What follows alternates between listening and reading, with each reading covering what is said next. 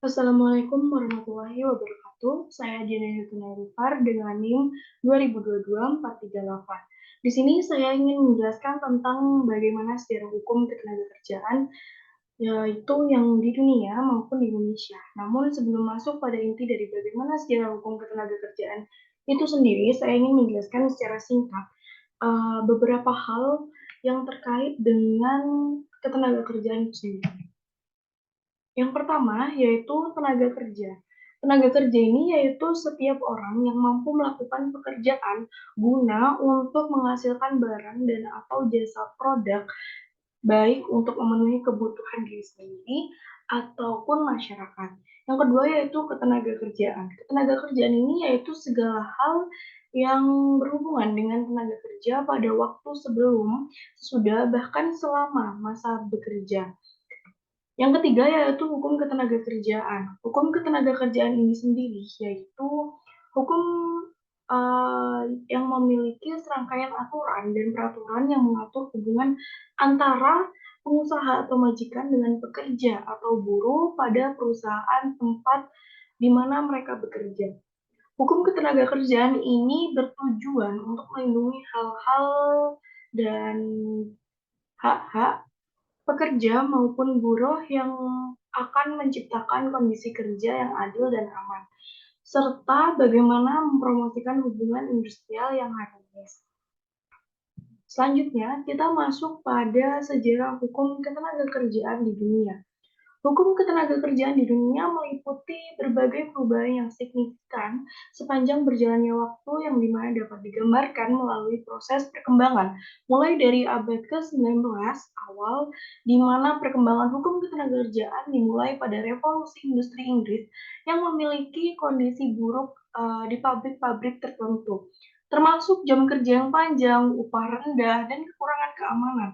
Bahkan hal ini berlanjut pada pengesahan Undang-Undang Pelindungan Pekerja di Inggris di mana masa ini terjadi pada pertengahan abad ke-19.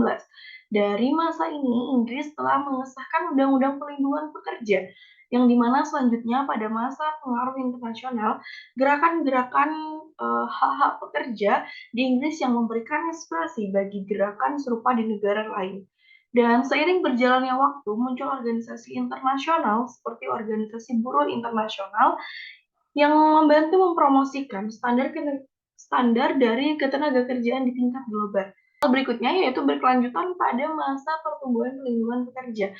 Pada masa ini dimulai pada abad ke-20, yaitu banyak negara yang mulai mengadopsi undang-undang ketenagakerjaan yang lebih komprehensif. Pada masa berikutnya yaitu perubahan di era pasca Perang Dunia Kedua. Dan pada masa ini, hukum ketenagakerjaan berkembang pesat dengan adanya upaya untuk memperluas hak-hak pekerja. Masa berikutnya ialah masa globalisasi dan tantangan modern di mana pada era ini menghadirkan tantangan baru bagi hukum ketenagakerjaan, yaitu termasuk seperti kerja kontrak, pekerja lepas, dan pekerja tidak tetap. Dan yang terakhir yaitu dapat dikatakan dan diupdate secara terbaru yaitu pada masa atau era COVID-19. Pada era ini memperlihatkan kerentanan sistem ketenagakerjaan di banyak negara, bahkan di Indonesia pun termasuk dalam kerentanan hal tersebut. Banyak pemerintah yang mengeluarkan kebijakan darurat untuk melindungi pekerja pada masa atau era ini. Dan selanjutnya kita masuk ke sejarah hukum ketenagakerjaan di Indonesia. Sejarah hukum ketenagakerjaan di Indonesia ini meliputi 3 masa, yaitu yang pertama, masa sebelum proklamasi, yang kedua, masa pasca proklamasi, dan yang ketiga yaitu masa pasca reformasi. Yang pertama yaitu pada masa sebelum proklamasi, tepat pada 1 Agustus 1945, meliputi masa perbudakan, masa penjajahan Hindia Belanda, dan masa penjajahan Jepang. Dan pada masa perbudakan, keadaan Indonesia dapat dikatakan lebih baik daripada di negara lain karena telah hidup hukum adat pada masa ini.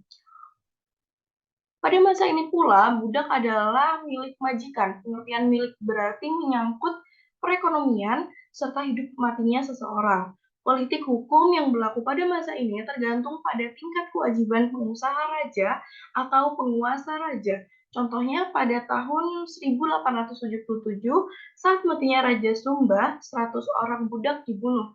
Agar raja itu dialambakan nanti akan mempunyai cukup pengiring dan pelayan. Contoh lainnya yaitu budak yang dimiliki oleh suku Bari Toraja, yaitu yang berada di Sulawesi Tengah, nasibnya lebih baik dengan pekerja membantu mengerjakan sawah dan ladang. Yang kedua yaitu pada masa penjajahan Hindia Belanda. Pada masa ini sebenarnya tidak untuk seluruh wilayah Indonesia, karena pada saat itu masih ada wilayah kekuasaan raja di daerah yang mempunyai kedaulatan penuh atas daerahnya. Pada masa ini pula meliputi masa pendudukan Inggris, masa di mana Kerja Rodi dan masa Poenal Setik tahun 1811 sampai dengan 1816 saat pendudukan Inggris di bawah Thomas Stamford Raffles. Ia mendirikan The Jeff Benevolent Institution yang bertujuan menghapus perbudakan. Cita-cita itu belum sampai terlaksana karena kemudian Inggris ditarik mundur oleh pekerja rodi atau kerja paksa dilakukan oleh Hindia Belanda. Dan hal ini mengingat untuk melancarkan usaha dalam mengeruk keuntungan dari rempah-rempah dan perkebunan. Untuk kepentingan yaitu di mana kepentingan hal tersebut terkait dalam politik imperialisme pembangunan sarana prasarana yang dilakukan dengan rodi. Dan yang ketiga yaitu pada masa penjajahan Jepang, pada masa pendudukan Jepang mulai dari sekitar pada tanggal 12 Maret 1942, yang dimana pemerintah militer Jepang membagi menjadi 3 daerah pendudukan yaitu Jawa, Madura, dan Sumatera yang dikontrol oleh Singapura dan Indonesia Timur. Politik hukum masa penjajahan Jepang diterapkan untuk memusatkan diri bagaimana dapat mempertahankan diri dari serangan sekutu, serta menguras habis kekayaan Indonesia untuk keperluan Perang Asia Timur Raya. Pada masa ini pula diterapkan Romusa dan Kinroshi.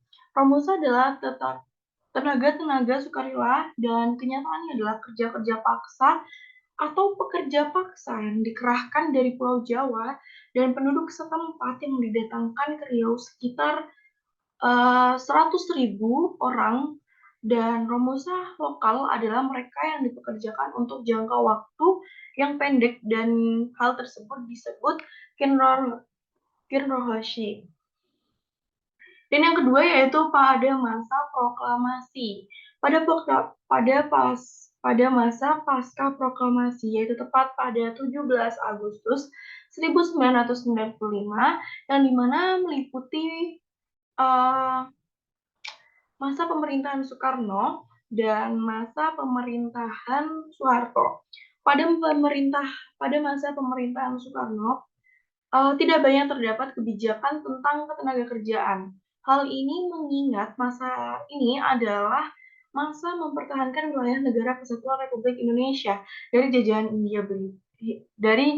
Hindia Belanda.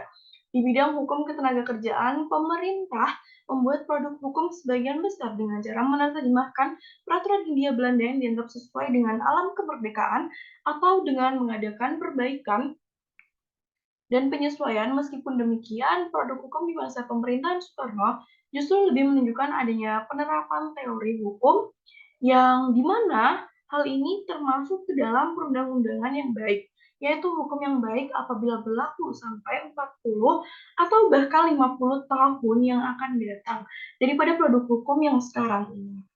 Dan hal tersebut kala itu dapat dicontohkan pada Undang-Undang Nomor 25 Tahun 1997 Kementerian Ketenagakerjaan Nomor 150/Cap/2000, seingat saya. Yang kedua yaitu pada masa pemerintahan Soeharto, di mana pada masa ini keadaan Indonesia sudah lebih membaik politiknya dan politik hukum ditekankan pada pengembangan ekonomi. Kesejahteraan nasional akan cepat terwujud apabila pembangunan ekonomi berjalan dengan baik. Untuk mewujudkan suksesnya pembangunan ekonomi, maka ditetapkan replika, namun sayangnya sejalan dengan perkembangan waktu, dalih perkembangan ekonomi akhirnya menjurus pada tindakan penguasa yang sewenang-wenang. Sebagai contoh, penggerakan TKI ke luar negeri pada masa pemerintahan Soekarno, yaitu berdasarkan pasal 2 TAP MPRS nomor sekian, yaitu segera dibentuk Undang-Undang Perburuhan mengenai penempatan tenaga kerja. Selama masa pemerintahan Soeharto, ketentuan ini tidak pernah direalisasi dan sudah dicabut di masa pemerintahan Soeharto. Dan yang ketiga yaitu pada masa pasca reformasi yang meliputi beberapa masa pemerintahan, di antaranya yaitu pada yang pertama pada masa pemerintahan B.J. Habibie, yang pada masa pemerintahan B.J. Habibie ini terdapat tekanan dari luar negeri untuk menghapus dan mengurangi bentuk-bentuk terburuk pekerja anak yang disebut dengan Konferensi Nomor 182 ILO pada tahun 2000. Pemerintah Indonesia ratifikasi Konvensi Nomor 182 ILO yang mengakui bahwa menghapus dan mengurangi bentuk terburuk pekerja anak. Yang kedua yaitu pada masa pemerintahan Abdurrahman Wahid. Pada masa pemerintahan Abdurrahman Wahid ini terdapat kesulitan dalam pemenuhan hak-hak bagi pekerja outsourcing. Masalah ini kompleks. Di satu sisi, pengangguran dan penggunaan outsourcing dalam dunia usaha di Indonesia yang kini semakin marak, sementara pemenuhan hak-hak bagi pekerja masih kurang dilindungi. Yang ketiga yaitu pada masa pemerintahan Megawati. Pada masa pemerintahan Megawati, Indonesia mengeluarkan Undang-Undang Nomor 39 Tahun 2004 tentang penempatan tenaga kerja Indonesia di luar negara atau PP TKILN yang diimplementasikan di era pemerintahan Susilo Bambang Yudhoyono.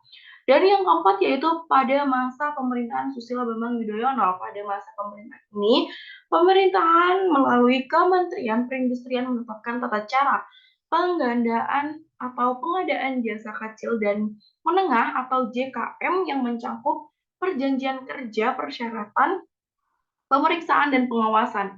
Tata cara ini diperkirakan akan membantu mengurangi kekurangan pelayanan publik, mengurangi penggunaan tenaga kerja asing, dan bahkan mengurangi kekurangan pendanaan kecil dan menengah. Dan yang terakhir yaitu pada masa pemerintahan Jokowi.